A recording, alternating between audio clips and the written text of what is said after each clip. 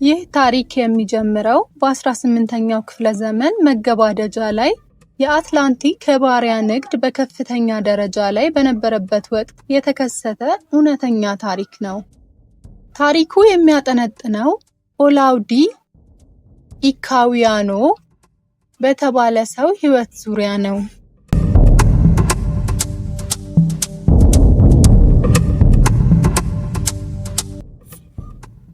አላውዲ የተወለደው በዛሬዋ ናይጄሪያ ኢጋቦላንድ የሚገኝ መንደር ውስጥ ነበር።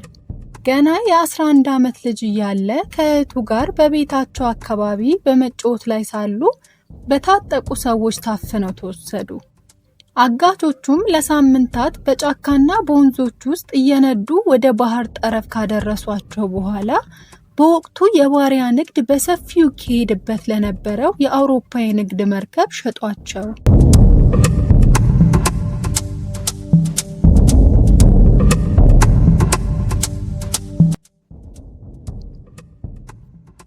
አላውዲ በመርከቡ የታችኛው ክፍል ውስጥ ካሉ በመቶዎች ከሚቆጠሩ ታሳሪዎች ጋር ተደባለቀ። በታሪኩ ውስጥ ያንን ወቅት ሲገልጽም አሰቃቂ ጠረን፣ በመርከቡ ውስጥ ያለው አየር በጣም የታፈነና የቆሸሸ በመሆኑ ለመተንፈስ እንኳን ያስቸግር ነበር። ሌላኛውና ሁለተኛው አስቸጋሪው ነገር ደግሞ ጭካኔው ነው ይላል። ብዙዎች በበሽታና በረሃብ ሲሞቱ፣ ሌሎች ደግሞ ተስፋ በመቁረጥ ራሳቸውን ወደ ባህር ይወረውሩ ነበር። ሶስተኛውና ዋናው ነገር ግን ፍርሃት ነው። ሕፃኑ አላውዲ ነጭ ሰዎችን ለመጀመሪያ ጊዜ ሲያይ ሊበሉት የመጡ ድራጎኖች ናቸው ብሎ ያስብ እንደነበር ጽፏል።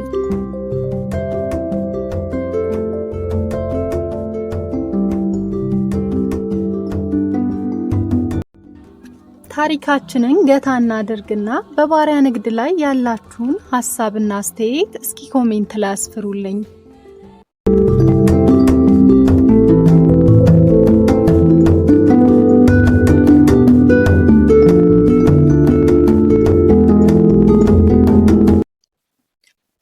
አላውዳ ወደ አሜሪካና በኋላም ወደ እንግሊዝ ተወሰደ።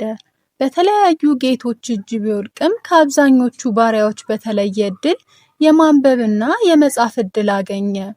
በተለይም በአንድ እንግሊዝ የባህር ኃይል መኮንን ዘንድ ተቀጥሮ በነበረበት ወቅት የባህር ላይ ጉዞና ንግድን በሚገባ ተማረ። በመጨረሻም ሮበርት ኪንግ የተባለ ነጋዴ እጅ ውስጥ ገባ። ይህ ጌታ አላውዲ በትርፍ ጊዜው ትንሽ ንግድ እንዲያካሂድ ፈቀደለት። አላውዲም ለዓመታት ጥቃቅን ቁሳቁሶችን እየገዛና እየሸጠ ባጠራቀማት 40 ፓውንድ የራሱን ነፃነት ከጌታው ላይ ገዛ።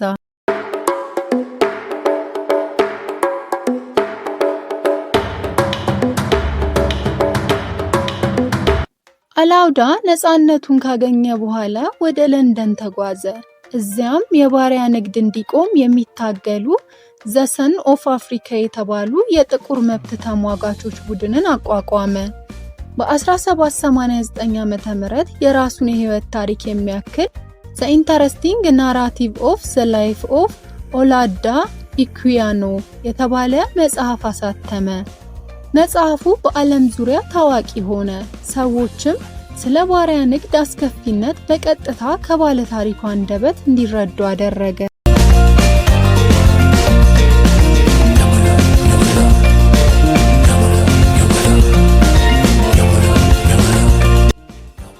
የአላውዲ ታሪክ የሚያሳየው የሰው ልጅ የቱንም ያህል በግፍ ቢታሰር ዕውቀትና ጽናት ነፃነትን ለማግኘት መሳሪያ እንደሚሆኑ ነው።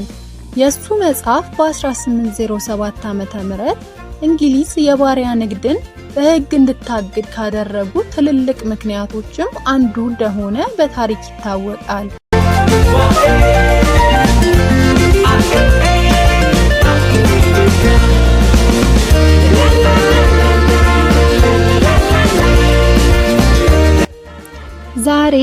እስከ ዛሬ ካቀረብንላችሁ ታሪኮች ወጣ ብለን የባሪያ ንግድን አስከፊነትና ተስፋ ያለመቁረጥን ውጤትን ሽልማቱን ለመዳሰስ ሞክረናል። በታሪካችን ላይ ያላችሁን ማንኛውንም አስተያየት ኮሜንት ላይ አስፍሩልን።